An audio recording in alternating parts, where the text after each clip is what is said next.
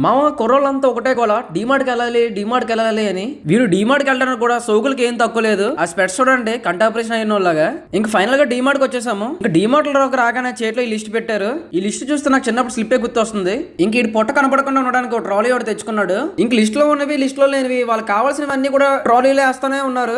వీడికి వీడియో తీస్తే చాలు పొట్ట లోపల ఎత్తాడు. ఈ బుడ్డు చూడండి ఎంత స్టైల్ చేస్తుందో, ఎంత ఉంది కానీ. ఇంకా కింజర్ జాయ్ లో ఏదో కొత్త సిరీస్ వచ్చిందంట, అది కూడా వేసేసారు. కిరాణా షాప్ కి వెళ్తే కావాల్సినవి మాత్రమే కొనుక్కుంటాము, కానీ డీమార్ట్ వచ్చిన వాళ్ళు ఎవ్వరికి అలా జరగదు. ఇంకా డీమార్ట్ లో సామాన్లను తీసుకుని వచ్చేసాము. ఇక్కడ రాగానే ఇన్స్టంట్ మ్యాగీ అంట, వేణీళ్ళు వేస్తే చాలు మ్యాగీ రెడీ అయిపోతుంది. ఇందులో కారం మామూలుగా లేదు, నోట్లోంచి ముక్కులోంచి చెవులోంచి కూడా పొగలు వచ్చేస్తున్నాయి. అరసాగా డైమెంచి ఎందుకురా అన్నీ అంత బిల్డప్ ఎత్తావు, నేను తిని చూపిస్తాను చూడని ఆడు 2 స్పూన్లు తినేశాడు. వండుతున్నట్టుంది.